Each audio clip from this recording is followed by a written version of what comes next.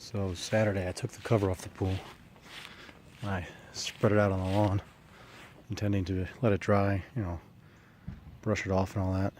And yesterday I noticed a little bit of discoloration in the lawn. And today, looks like this. I think leaving that cover on top of the lawn for probably about 6 hours, from about 8 a.m. to about 2 p.m. Really burned it out.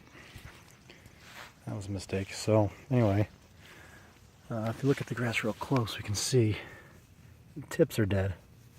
Underneath, it's okay. When I noticed it yesterday, I put down like a half an inch to an inch of water, hoping to save it. But this happened anyway. I looked at the temperatures for the next couple of days. It looks like it's going to be, like in the mid 70s, so not super hot.